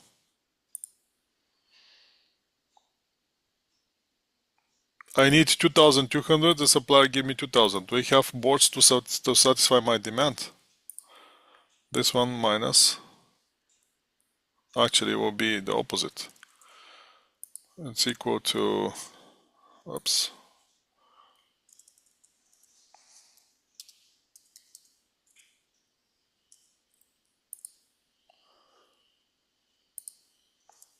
I'm short with 200 boards, correct? Mm-hmm. So now I cannot satisfy my demand. What's my constraint?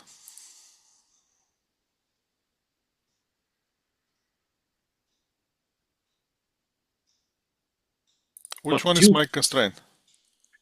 2,000 board feet. Board. So the boards is my constraint, correct? Yes. Board is my constraint. So in order to do that, what do I have to find out? If the board is my constraint, then I have to get the contribution margin per board.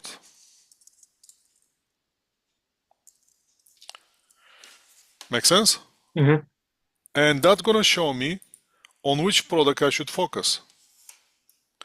So in order to produce the chairs, how many boards I need? 2 boards. So, well, how much is the contribution margin then per board? It will be the 50 contribution margin divided by 2 boards. Make sense? Mm-hmm. So I'm going to have $25 contribution margin per board from the chairs. For the tables, I'm going to have $20. So based on the contribution margin per board, which one is my winning product now?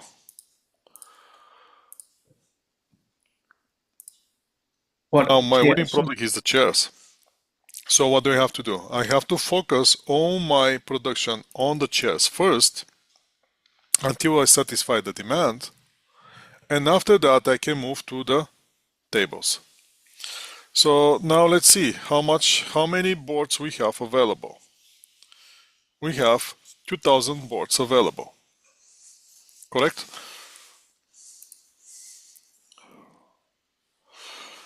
Yes. 2000 boards available. So production. First I'm going to produce the chairs.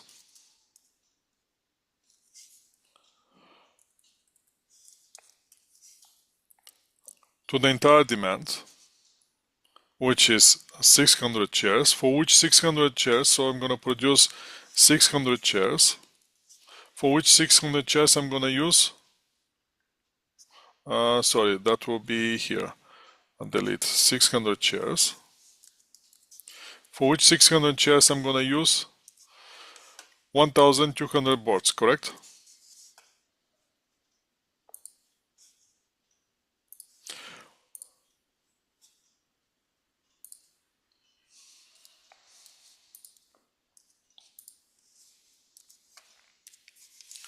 After I produce those one chairs, my available boards will be only 800. 800. Now the question is, what can I do with 800? I'm gonna start doing tables, right? Mm-hmm. How many tables I can do with 800? Only 80 tables, right? Yeah. Because with the 80 tables, if I produce 80 tables, I'm gonna use exactly 80 times 10. I'm gonna use exactly 800 boards.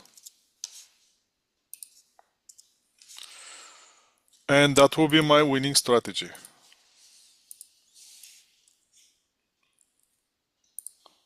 And once I do that, my available boards will be 0, correct?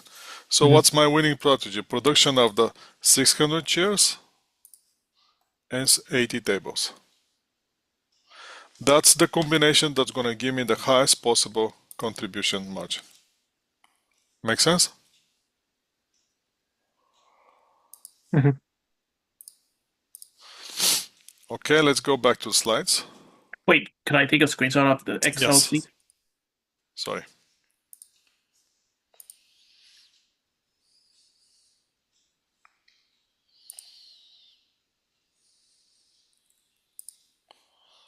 All right. Got it? Yes.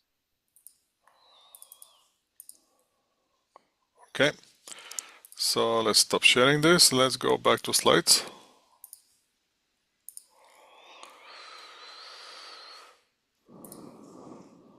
Let's go from the current slide.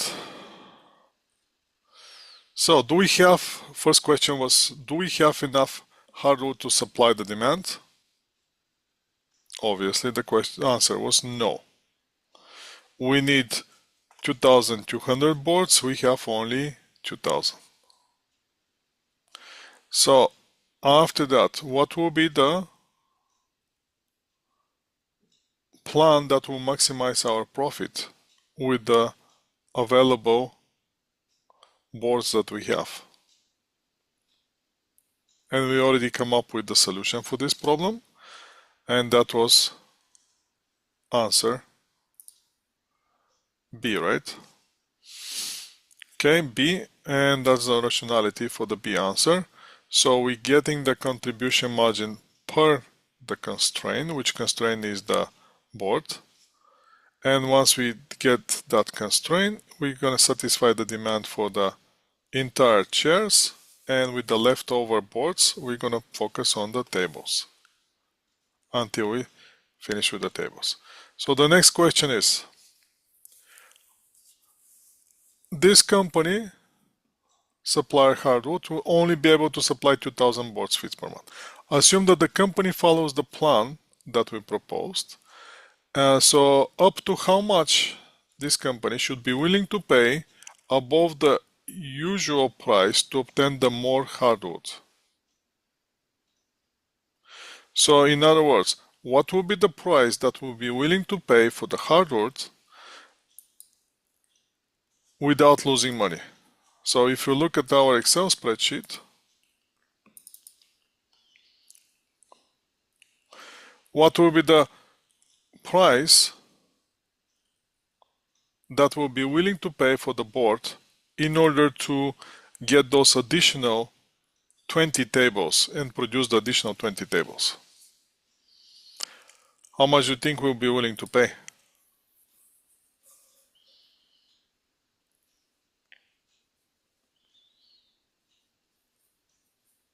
Maximum should be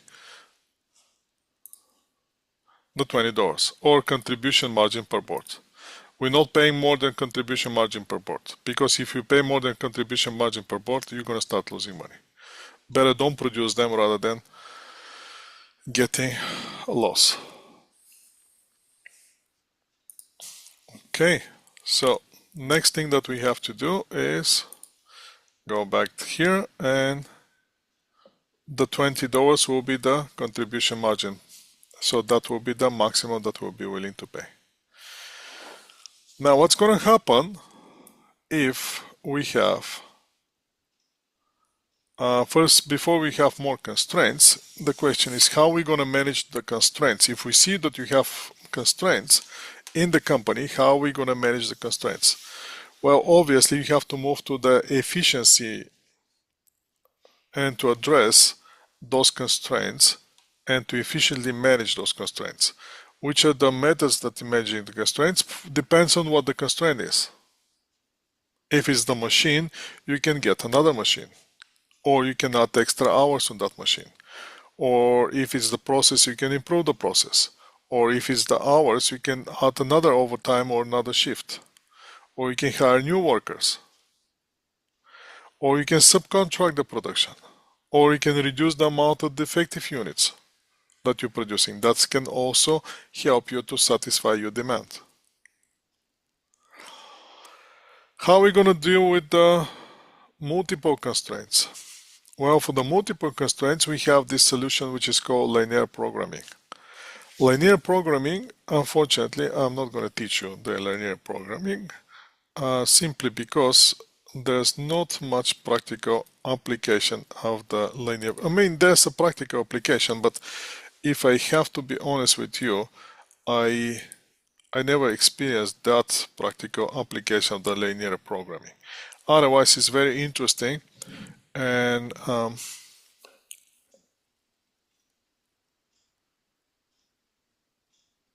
require, everything is done on the Excel spreadsheet, but again, we're not teaching this method here, how to manage the constraints. And that will be the end of this chapter. So there's one more thing that left for me to cover, and that is from chapter 11, I believe. So let me go to chapter 11, and there's one more thing that I want you to know, and that's related to the transfer pricing. And once we cover the transfer pricing, you're good to go for the final. So as of next week, starting from next week, we're going to start practicing only and only for the final exam. So since we are most likely, yes, I don't want to speculate, but most likely next week will also be online, which is good thing for you actually, because on online I can adjust the questions from the McGraw-Hill to be exactly in the format that you're gonna see them on McGraw-Hill. So on that, to that extent, you're gonna have a benefit actually to seeing the questions that you're gonna see on the McGraw-Hill.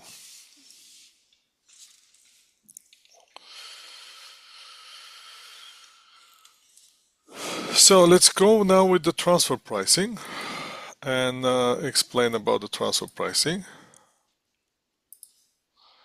The transfer pricing is interesting thing, but happens only and only within the company. It doesn't happen between two companies. Transfer pricing, in order to work, you have to have a company with multiple divisions or company with multiple locations in different countries. So basically what's happening is one division transfer the product to another division,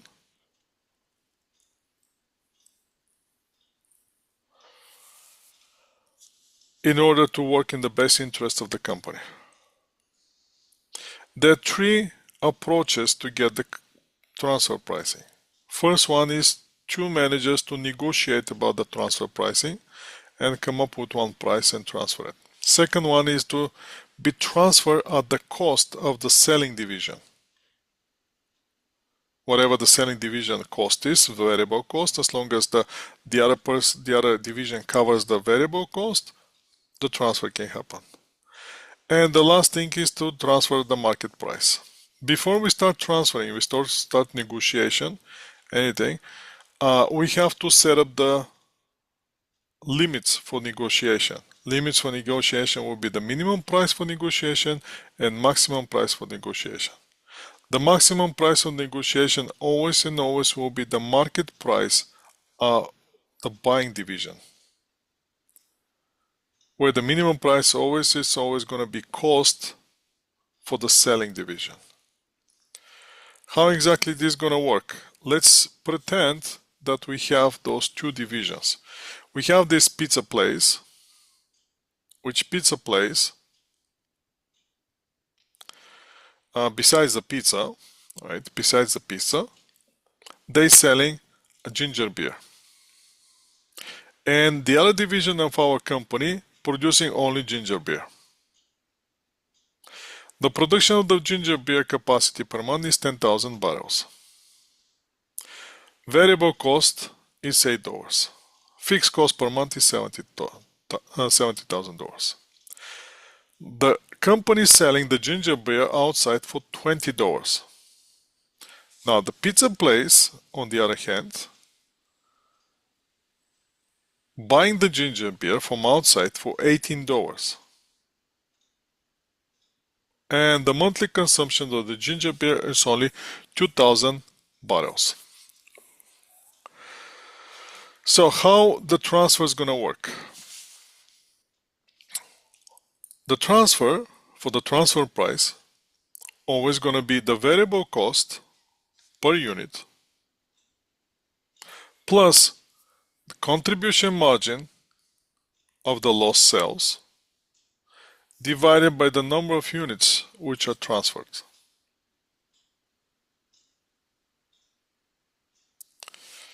That will be the minimum price, and the other one will be the transfer price the other transfer price will be the cost for buying for the outside supplier. So scenarios there are three scenarios. First scenario, the ginger beer producer division that producing the ginger beer has capacity to satisfy the pizza demand. For example, in this case, remember the capacity was 10,000 units, but the ginger beer division currently producing 7,000. So they have 3,000 barrels capacity. Pizza wants only 2,000. So since the ginger beer division has the capacity, they don't have to stop their normal sales, but they can utilize the capacity. So the lowest possible transfer pricing will be the cost for the ginger beer division, which will, in this case will be the selling the ginger beer to the pizza place. The maximum price that the pizza place will be willing to pay, it will be the market price that they're paying currently, which is $18. So for that reason, the transfer of the ginger beer can happen anywhere between $8 and $18. In this case, we have room for negotiation. So the minimum price again will be the cost for the selling division, which is the variable cost of the ginger beer division, which is $8. Since they're not losing any contribution margin, there will be zero nominator. Over 2,000, that will be zero. The entire here calculation will be zero, so $8 will be the minimum price. The maximum price always is the market price of the third-party supplier, which is $18 in this case. Second scenario is where the ginger beer has no sufficient capacity. I mean, the ginger beer producing the capacity is 10,000 barrels and they're producing and selling 10,000 barrels. So in this case, if the pizza place comes and say, hey, can you sell me 2,000 barrels? Means that the ginger beer division has to stop their regular sales at $20 and move it to the pizza place. Well, if you stop the sales for $20, you want to recover the exact amount from the pizza place. So for that reason, in this case, the pizza place, the minimum transfer price will be the variable cost plus the contribution margin lost, which will be the $12 over 2,000 units, since we don't have the capacity, over 2,000 units. So basically, we want the pizza place to pay us the contribution margin loss, which is $12. So minimum transfer price here will be $20. Pizza place, however, the maximum that we're willing to pay is $18. Now you can see the minimum price is 20, the maximum is 18. In this case, transfer never going to happen. Why? Because there's a conflict here. And it's not in the best interest of the company to do this transfer.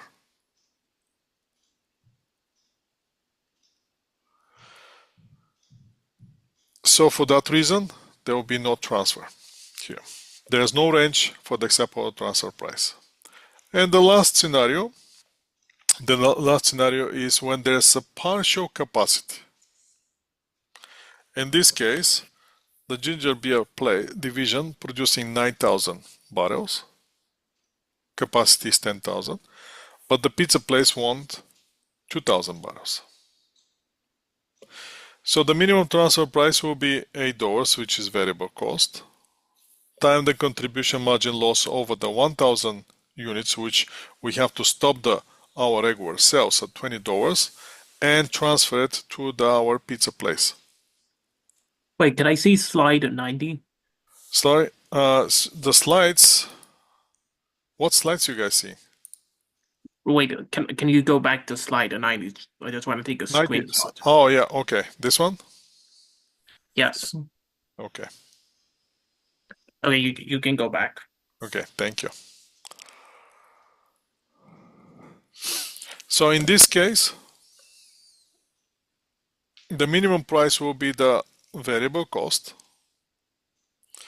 plus the contribution margin that they lose in this ginger beer place division is going to lose for the only for the 1,000 over the 10,000 capacity that the pizza place wants.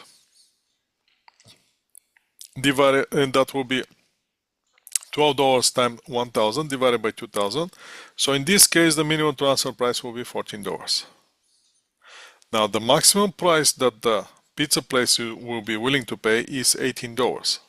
So as you can see, in this case, there's some room for negotiation between $14 and $18.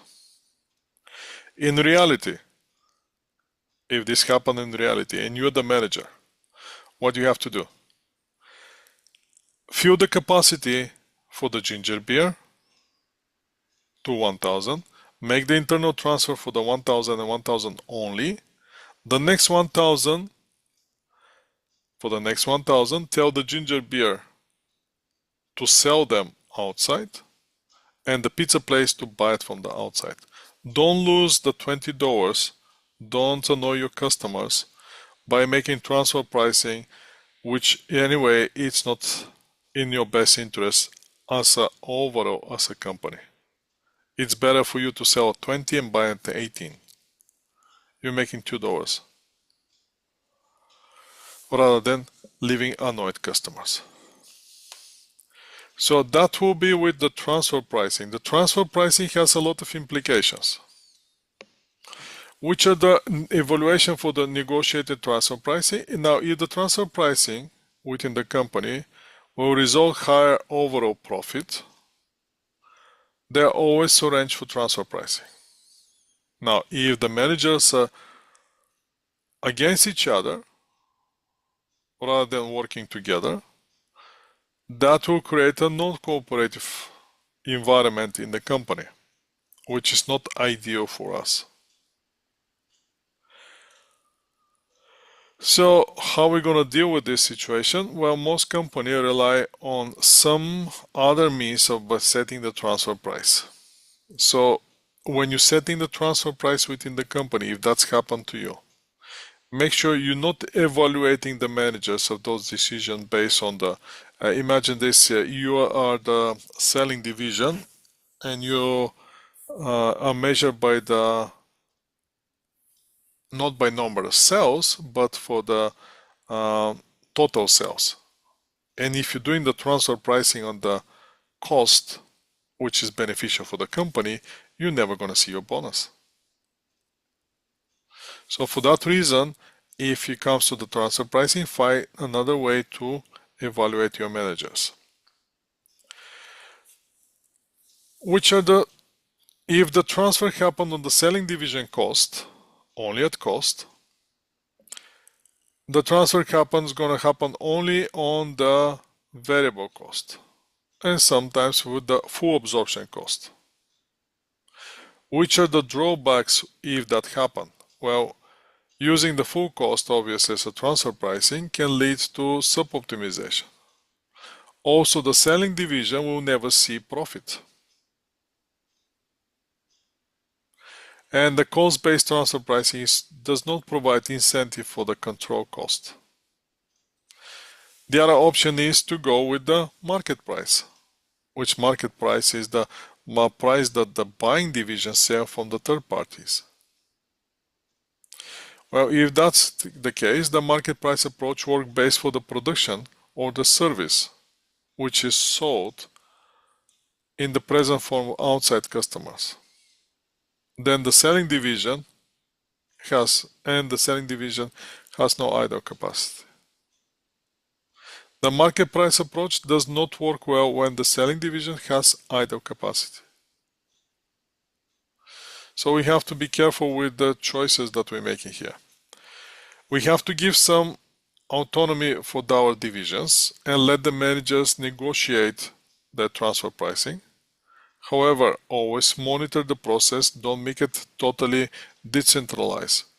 It has to be some level of authority that you have to exercise in order not to give them too much room to play and do what they want. There are two objectives here. First objective is domestic, and the second objective is international. Domestic, you're gonna get more decentralized when you're using the transfer pricing, greater motivation for the managers because they're the one who can have extend to some of their profits, better performance evaluation, and better go congruence. Now for the international thing, for the national objectives is way more interesting because the transfer pricing can easily be used to transfer profit from one country to another country. Obviously, you're going to transfer profit, the highest profit, into the country with the lower taxes. So you're going to get all the profits from your subdivisions around the world, see which country has the lower taxes, open the division in that country, transfer all the profits there, and enjoy your income.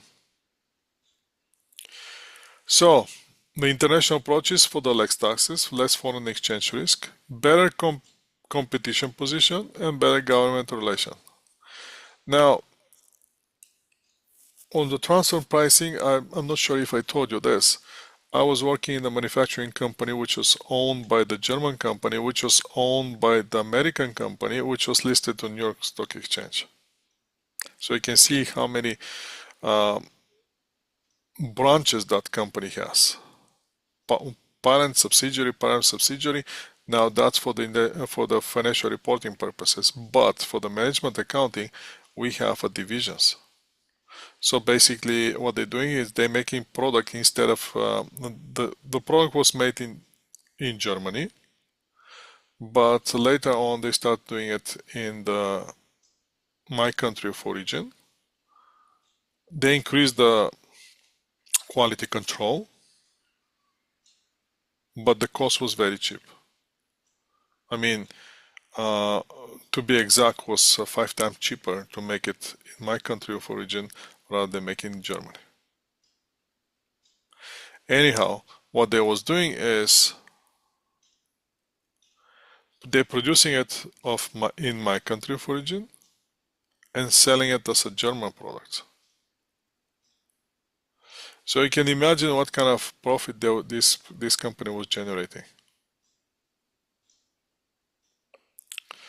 by using this simple transfer pricings. After that, they transferred all the profits in some offshore zone, and life is beautiful. Unfortunately, in Canada, Income Tax Act has a special section which is dealing only with transfer pricing, and they have a separate subdivision, Income Tax Act, which is dealing with the transfer pricing because again there's a lot of opportunities there for transferring the profits and moving the profits from one country to another country, ideally with the country with the less taxes or minimum as possible taxes. And that concludes